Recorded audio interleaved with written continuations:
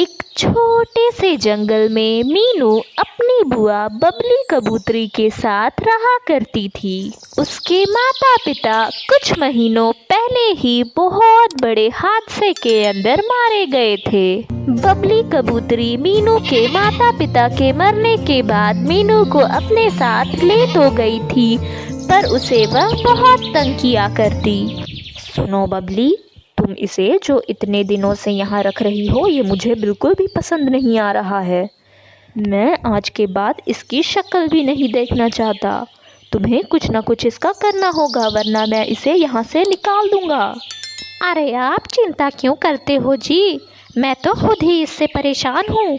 वो तो मेरे भाई और भाभी मर गए थे, तो मुझे इसे मजबूरन यहाँ लाना पड़ा। वैसे एक काम हम कर सकते हैं, इसे दूर कहीं किसी जंगल में छोड़ आते हैं, किसी को पता भी नहीं चलेगा। मीनू, किधर गई मीनू? सुन, इधर आ। बुआ, क्या आपने मुझे बुलाया यहाँ? हाँ, वो मैं कह रही थी कि दूर वाले जंगल में पिछले हफ्ते मैंने गेहूँ पिसवाने को दिए थे। ज़रा तू जाकर देख रहा कि गेहूँ पिस गए हैं कि नहीं। बुआ, मैं बस अभी देख कर आई, पर बाहर तो बहुत बारिश हो रही है बुआ, मैं इतनी बारिश में कैसे जाऊंगी? ओहो, तुझे अपने भीग जाने का बहुत डर है। और हमारे घर में जो राशन नहीं, उसका क्या? जो जितना मैंने कहा उतना कर और जाकर जल्दी से लेकर आ। मीनू बेचारी बारिश में भीगते भीगते दूसरे जंगल पहुंचती है। अरे काका, वो जो बुआ ने आपको इतने सारे गेहूं पिसवाने को दिए थे, वो क्या पिस गए हैं? अरे बिटिया, तू किस गेहूं की बात कर रही है? तेरी बुआ यहाँ कोई गेहूं वेहूं पिसवाने नहीं देकर गई है। और हाँ, तेरी बुआ ने मुझसे कहा था कि अगर मुझे तू इस जंगल में दिखे तो तुझसे कह दूं कि तुझे वापस घर जाने की कोई ज़रूरत नहीं है। बेटा, तू बुरा ना मानना, मुझे तो पहले से ही तेरी बुआ पर शक था। वो तुझे बस दूसरों के कहने पर रख रही थी। काका, अब मैं कहाँ रहूंगी? अरे मीनू बेटा, मुझसे जो कुछ हो पड़ेगा मैं तेरे लिए ज़रूर करूँगा। तू ऐसा कर, तू रोना बंद कर दे। वैसे मीनू बिटिया, मैं तुझे एक मशवरा दे सकता हूँ। इस गांव में बहुत चलन है मिट्टी का घर बनाकर रहने का। तू चाहे तो तू भी मिट्टी के घर बनाकर रह सकती है। काका, पर इतनी बारिश हो रही है, मैं कैसे घर बनाकर रह लूं मिट्टी के? तू बिल्कुल चिंता मत कर बेटी, बारिश थम जाएगी। कुछ ही देर में बारिश थम जाती है और मीनू अपने मिट्टी का घर बनाना शुरू कर देती है। वो धीरे धीरे करके पूरा घर बना लेती है। अरे वाह काका, ये तो मेरा अपना घर बन गया। माँ बाबा, मुझे इस घर में आप लोगों की दुआएं चाहिए। मैं बहुत खुश होती अगर आप लोग मेरे साथ इस घर में होते। मीनू की आंखों में आंसू आ जाते हैं और वो अपने माता पिता को खूब याद करती है। और अगले दिन से ही वो कालू कौवे के यहाँ चक्की पीसने के काम शुरू कर देती है। मीनू अच्छे खासे पैसे कमाकर अपने मिट्टी के घर में खुशी खुशी रहने लग जाती है। जंगल में ठंडी ठंडी हवाएं चल रही थीं। चारों तरफ खूब शांति थी। जंगल में बसंत का मौसम आ चुका था। इसी मौसम में काली कौवी और मीनू चिड़िया दोनों ही अंडे देने वाली थी। देखो कालू, मैंने कितना अच्छा अंडा दिया है। मुझे उम्मीद है कि इस अंडे में से बहुत सुंदर बच्चा निकल कर आएगा। हाँ काली, तुम सही कह रही हो, कितना सुंदर बच्चा होगा। दूसरी तरफ मीनू चिड़िया ने भी अंडा दिया था। वो अपने अंडे को लेकर बहुत खुश थी। भगवान ने मुझे कितने साल बाद इतनी बड़ी खुशी दी है। तभी उसे वहां से कालू कौआ गुजरता नजर आता है। अरे कालू भैया, किधर जा रहे हो? अरे मीनू, वो काली ने अंडा दिया है, मैं उसी की मिठाइयाँ बांटने जा रहा हूँ। अरे वाह, ये तो बहुत खुशी की बात है। वैसे मैंने भी आज ही अंडा दिया है। वाह, ये तो बहुत अच्छी बात है। फिर कालू जब घर वापस आता है तो देखता है, कालू, मेरा अंडा फूट गया। क्या क्या कह रही हो काली, ऐसा कब हुआ? अभी कालू, अभी अंडा घोंसले से नीचे गिरकर टूट गया। काली, कोई बात नहीं, अब तुम रो मत, भगवान पर यकीन रखो, सब ठीक हो जाएगा। नहीं, मुझे मेरा अंडा चाहिए। काली को इतना रोता हुआ देख कालू घबरा जाता है और सोचता है, मुझे काली के लिए कुछ ना कुछ तो करना पड़ेगा। ये अगर ऐसे ही रोती रही तो इसकी तबीयत बहुत खराब हो जाएगी। कालू इसी सोच में डूबा हुआ था, तभी उसे एक ख्याल आता है। वो रात को ही मीनू चिड़िया के घर जाता है और छुपकर मीनू को देखता है। जब वो मीनू को सोया हुआ पाता है तब वो सोचता है, अरे वाह, ये तो बिल्कुल सही समय है, मैं जल्दी से जाकर इसका अंडा उठा लेता हूँ।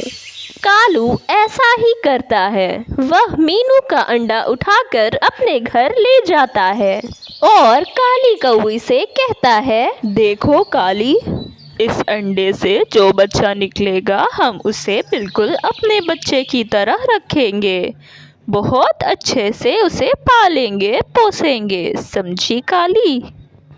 वो सब तो ठीक है, पर ये अंडा किसका है जो उठाकर ले आए हो? उन सब बातों को जाने दो। अगले दिन उसी अंडे में से एक छोटा सा नन्हा सा प्यारा सा बच्चा निकलकर बाहर आता है। अरे देखो जी, कितना सुंदर बच्चा निकलकर आया है।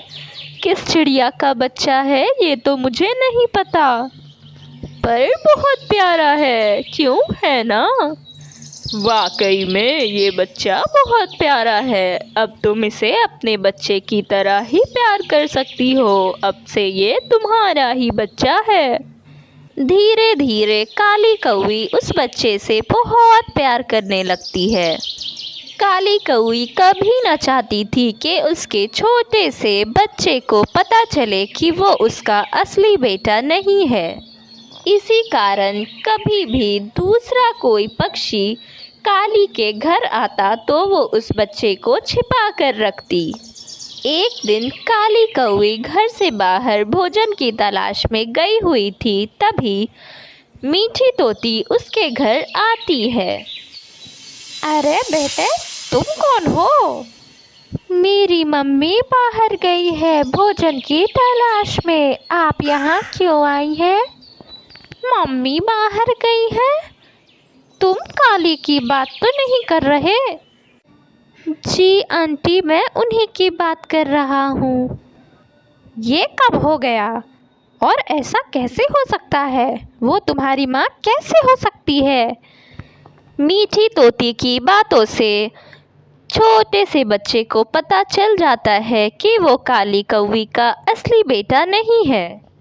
काली कौवी के घर आते ही वो उससे पूछता है, माँ, क्या मैं आपका असली बेटा नहीं हूँ? चुप करो मेरे बेटे, ये तुम क्या बोल रहे हो? तुम मेरे ही बच्चे हो। ये सब तुमसे किसने कहा? वो छोटा सा बच्चा काली कौवी को सारी बातें बता देता है। अब तो काली कौवी के पास भी कोई बहाना ना था कि वो उस छोटे से बच्चे को क्या क्या समझाए। वो जाकर कालू कौवे को सारी बातें बताती है। कालू उस छोटे से बच्चे की असल माँ मीनू के पास जाता है। मीनू बहन, मैंने तुम्हारे साथ बहुत गलत किया। उस रात मैं ही तुम्हारे घर आया था और तुम्हारा अंडा चुरा कर ले गया था। मैं क्या करता, मेरी काली बहुत बीमार थी, उसका अंडा फूट गया था। अगर मैं ये सब ना करता तो उसकी तबीयत बहुत ख़राब हो जाती। मुझे माफ़ कर दो।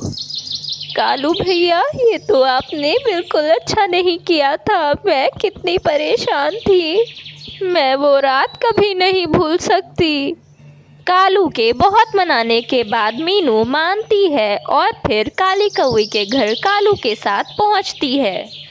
वो छोटा सा बच्चा बिना किसी से कुछ बातें किए एक कोने में बैठा हुआ था और काली कौवी उसे मनाने की कोशिश कर रही थी।